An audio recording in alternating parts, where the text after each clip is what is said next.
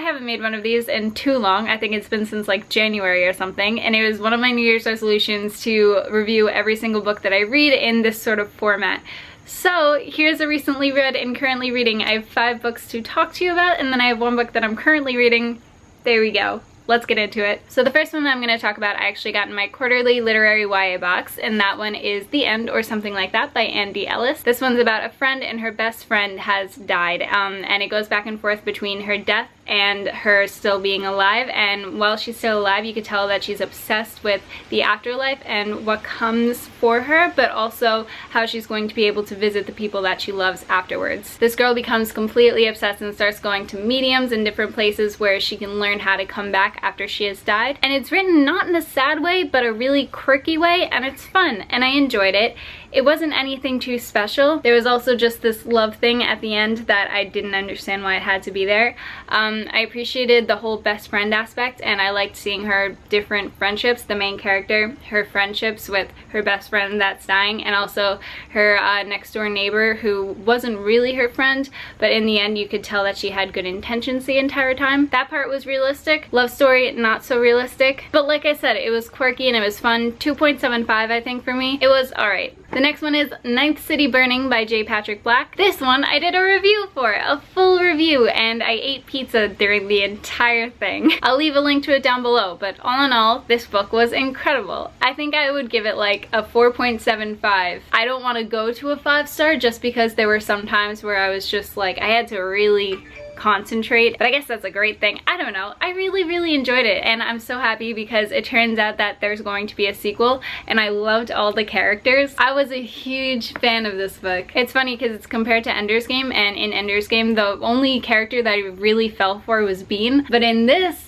there's so many different characters that I want to like know what their story is going to be like. So I just smiles all around. I'm really excited for the sequel now. Again, link down below to the review. In that review I'll also explain the summary and everything, but basically it's like science fiction plus fantasy. There's a bunch of different perspectives. The world is at war with another part of the universe, and it's incredible. It's so good. There's so much world building. Lots of gushing going on. I'll explain the summary semi-better in the review. Next thing is The Vegetarian by Han Kang. This book is one of those books where it's just so eerie, and it doesn't intend to be eerie. Like, this isn't a thriller or anything like that. It's just a book that gets under your skin and it doesn't leave.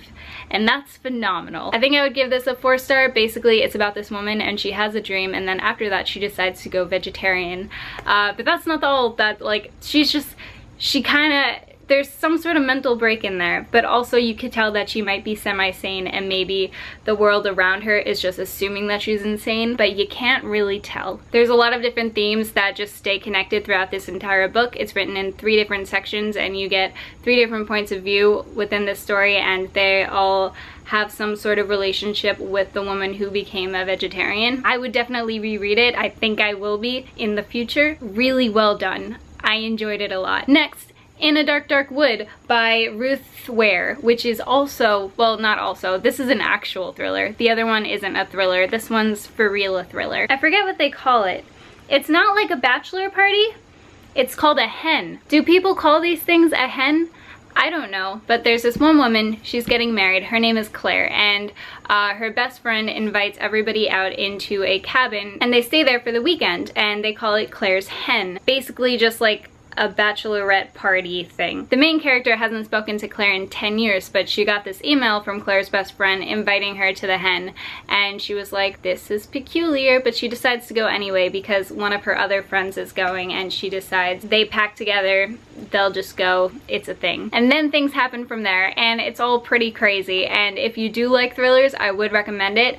Even if you don't like thrillers, it's like I'm watching a movie and I'm just popping popcorn into my mouth and like watching it all unfold before me, and you can't really stop reading it because it's just like, what happened next? It's weird because like I kind of predicted the ending, which I don't like that I predicted the ending, but at the same time I could see where you wouldn't be able to predict the ending. Very entertaining. It's not as clever as Gone Girl in my opinion, but it's fast, fun, thrilling entertainment.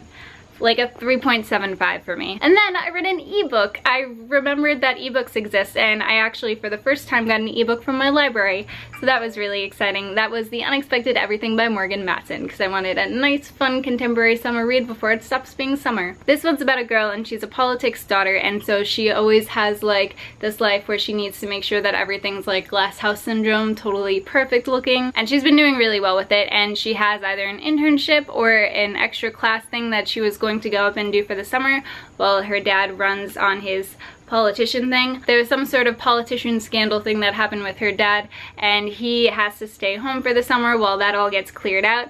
And then because of that scandal, her internship was actually pulled, so she has to stay home for the summer. And it's weird because her dad's never been around and she's not used to him being around. Meanwhile, she has this really close group of friends that you focus on.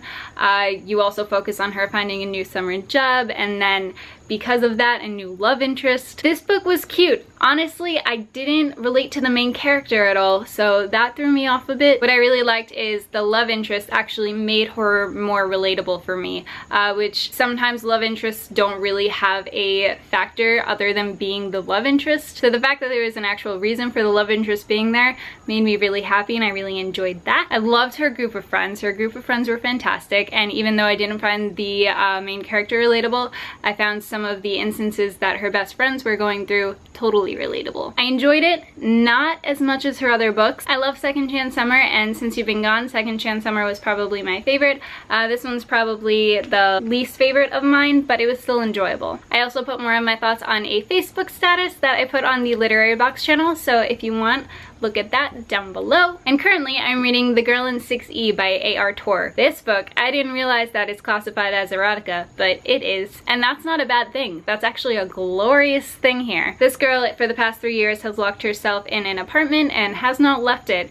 And she's been making money, quite a lot of money, by being a cam girl. Everything is written with such respect to cam girls and the work that they do and the addictions that people have and how cam girls see that, and nothing is talked about in a derogatory way, and everything is just really great so far. I'm appreciating that a lot. It's really interesting, and it's hard to stop reading it, especially because it has short chapters, so I just want to like keep going every time I'm like this amount through. So like a little more than a third. It's fantastic. If you want to hear more about me reading it while I'm reading it, I've been posting updates on the Literary Box channels, mostly Twitter for the Girl in 6E, but then I'm also posting a lot of pictures and fancy stuff on Instagram and also on Facebook. So if you want, follow any of the Literary Box channels, and I will be updating all of my stuff, all of my literary things. Let me know if you guys have read any of these books, or let me know what you're currently reading or what you've read recently. And I hope you guys are having a great day and a great week, and I'll see you soon. Bye!